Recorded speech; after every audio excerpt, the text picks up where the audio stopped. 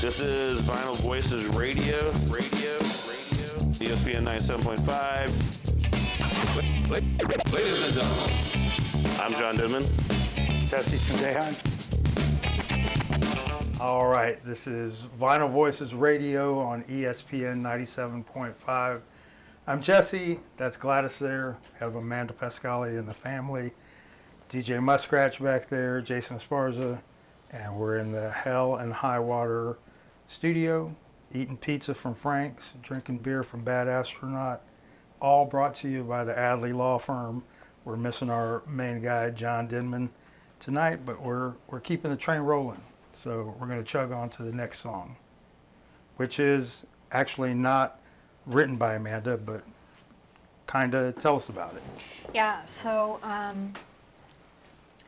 for the better part of last year, because now we are in January, we're in 2024, for the better part of last year, I was living in Italy on a Fulbright project to translate and revitalize Sicilian folk songs, because Sicilian is on the UNESCO list of endangered languages.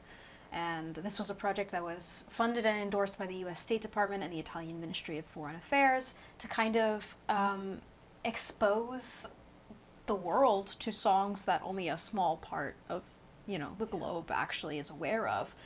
Songs that, although they're over a century old, speak to some of the most pressing issues of our time: war, genocide, sexism, organized crime, corruption, and things that are relevant all over the world, even beyond Sicily. So I went on this journey to translate these songs into English, and you mentioned that they're not my songs, but of course when you translate a song versus translating something like a scientific document or a legal document, there's an element of poetry in there where you have to match the rhythm and the rhyme, and essentially you have to rewrite the song in another language, and sometimes you have to take a lot of creative liberty, especially when the song was written about an issue that is very specific to Sicily. And so I took my creative liberty with this song that in Sicilian is called Canta e Conta. In Italian it would be Canta e Racconta, because Sicilian is, it's more than a dialect, it's like its own separate language.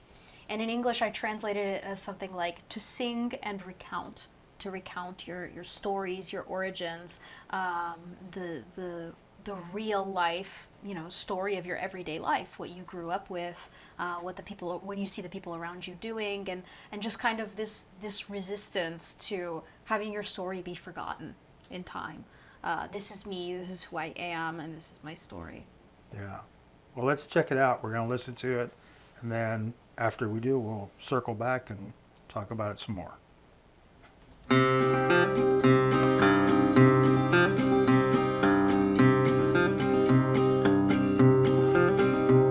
Tonight's the night I run the way the wind blows.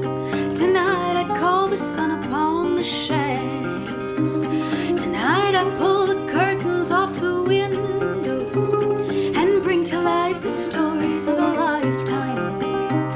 Tonight I breathe the past into my lungs and sing the song of stories to be sung.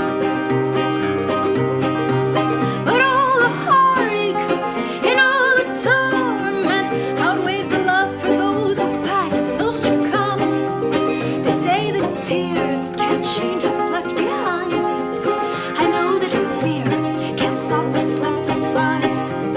What do I have to set the story free? Only my voice, it begins with me. My voice, read my words, and don't forget the pages as they turn.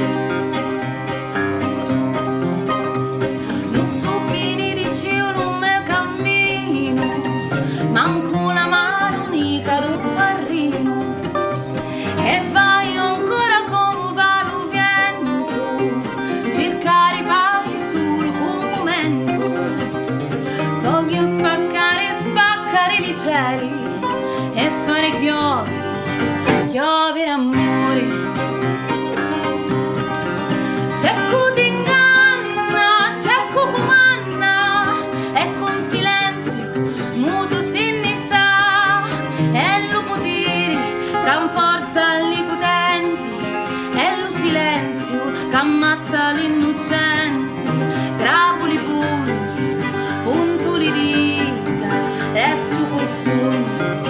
cerco la vita, canto e conto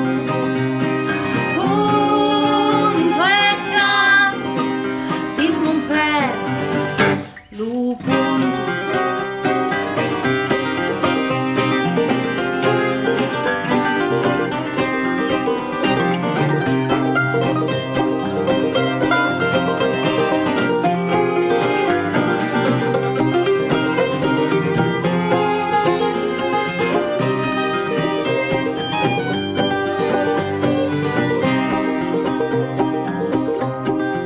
C'è più dolore, c'è più tormento, che gioia amore per l'umanità.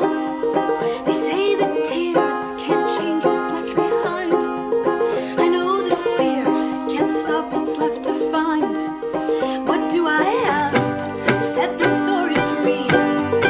Only my voice, it begins with me.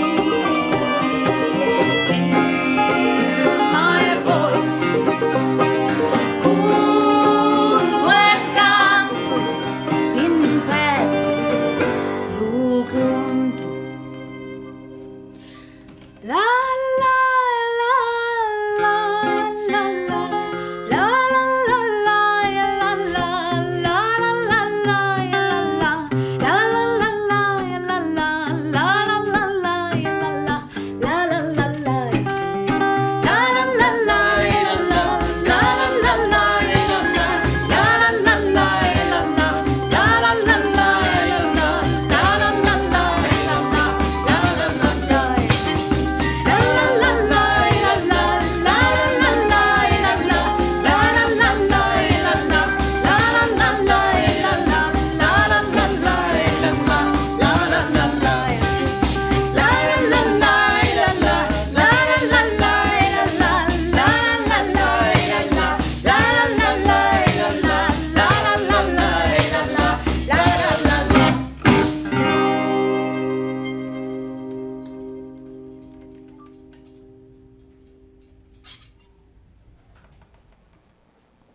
All right.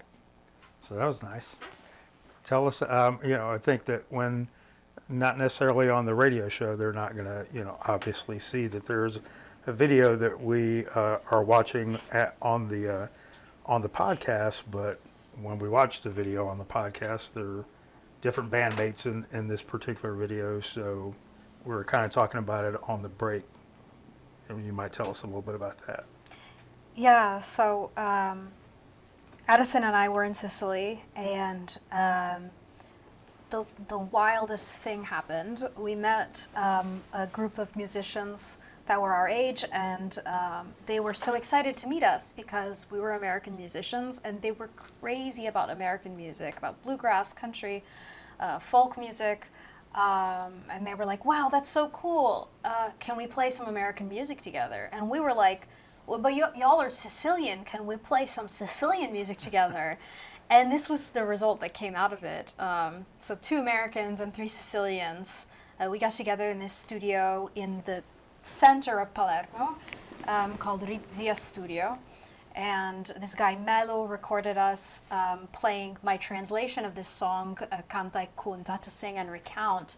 I sang the first part of it in English, and then the girl that is part of this Palermitan band, bluegrass band, the Grasshoppers, Silvia, she sang the Sicilian part, the Sicilian verse, and then in the end I kind of switched between Sicilian and English, and then we ended with this kind of homage to Sicilian traditional music where she pulls out this big drum that's essentially like a giant tambourine that actually has Arabic origins, as many foods and musical things in Sicily has Arabic origins, and she starts playing this tamburello in the end, and it's just this this big mashup of bluegrass and country and Sicilian music, and storytelling of this story that is a universal story regardless of the language that it's told in.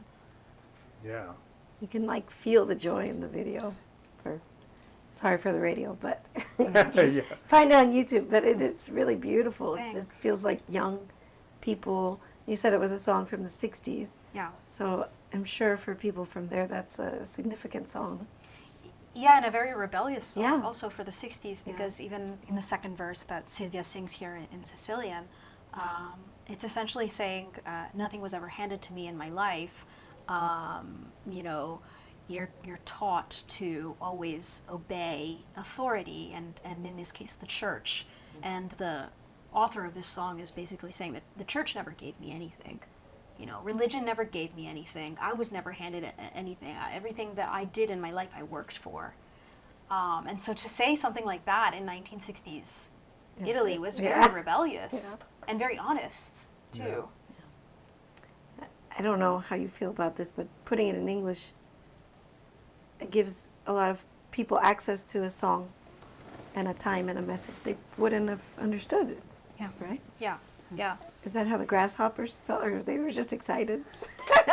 I initially, so they approached me about doing this video, and initially they wanted to play one of my original songs with me. But I was like, how about we do something that's a little bit of y'all and a little bit of me, and we put it together. And I'm really glad that we ended up doing that. And I hope there's more to come too. Because it's not just my story that I'm telling. It's a story that I think is relatable for a lot of people. Hence, the reason that I recently went viral on social media for singing my translations.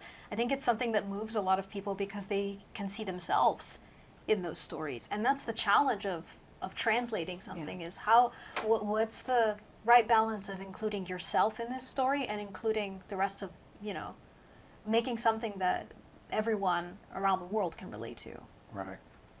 That does feel like the perfect song for that particular project and, initiative, I guess you would call it, not necessarily project, but movement, however you want to say it, is like, I got a story to tell and I want to tell it, it's basically in the lyric, but it's also like what you're doing, and so it's really cool, that kind of marriage that happened in that particular song. Thanks, Jesse. Yeah, very nice. What about you guys as far as a song like that? Because I really am interested in, we're like talking about languages, and then maybe Amanda said that there's opportunities to do something like this down the line. Federico, you speak Spanish. I mean, is this, and even I think there's a couple of your songs where I feel like there's almost like this mariachi influence, just because, there are similar instruments, but is there some chance for something like that to happen, explore other languages? Because I know you're very rooted in, what you're doing with the, Italian language, so. I think it would be great to explore other cultures as well. But what's touching, it's what Amanda was saying, that I think it's a very contemporary problematic. I think maybe not problematic, but yes, something that touches a lot of people. The fact that we are now a big mix of things, and the issue of not, especially here living in the States, a lot of us come from different places. So sometimes you feel like you're not enough to be from one place, and you're also not enough to be from the other place either, because you left, or your culture is different. Your parents are from somewhere, you don't connect with that. You don't connect with where you are either, because you just don't belong. You're not from there. Language differences, cultural differences, and I think there's something very valuable about telling those stories, and also accepting that reality, not from a negative perspective, but embracing it, Right. Living at the limit of places is also a place. Right. And I think that's something interesting that Amanda explores, and playing with languages and with styles and with genres and with the sonorities and with stories, which is what people like to hear, is part of what this project, I think, is about. And I think that's something valuable that people appreciate, and that's why Amanda's doing so well. And I would add that, just as you were saying, that sort of identity of being in between, or feeling like you're not enough, or striving to belong, or just missing from where you come from, that's a stronger connecting factor than any one nationality.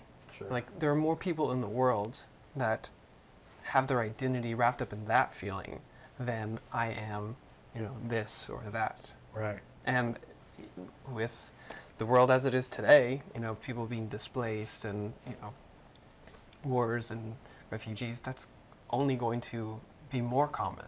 That's true. So- yeah, that's a good point. It's more relevant today than ever and will become more relevant even than now. Right, right. It's funny, just because listening, we talked, or maybe I think Gladys wrote something, and you kind of alluded to it in the article that you guys worked on together, but I remember reading that and thinking, oh, that's like that scene from Selena, because they actually talk about that in the movie, how, Yeah, it's a real feeling. yeah, And you're right. I think it's more people feeling that than being born and raised in the same place. People move around. That's the nature of, For you, going over there, do you feel any of that? Like, This is this is a great point because, I grew up in Texas. Yeah. I was born in Houston. Grew up in San Antonio.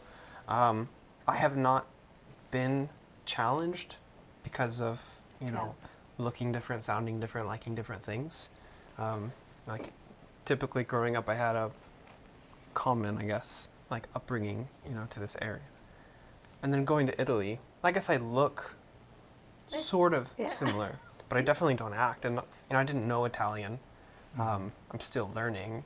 For the first time in my life, it was kind of like, wow, I don't belong here. And that was an eye-opening experience. I still had it well because it's La Dolce Vita. Like, we're having a lot of fun there. It's not like I had to make a new life for myself and my family. Yeah. So it was You made easy. a choice. Yeah, it You was made a easy choice to go there. in that Yeah. sense, but it was very eye-opening. yeah. Yeah. That's what music does. It takes us all different places, and it's very cool to hear about where you guys are going in a literal sense, and then just in the sense of, what you're doing with art. So, so thanks for sharing the story of that song. We're going to listen to another one when we come back from the break. This is Vinyl Voices Radio Show, ESPN 97.5.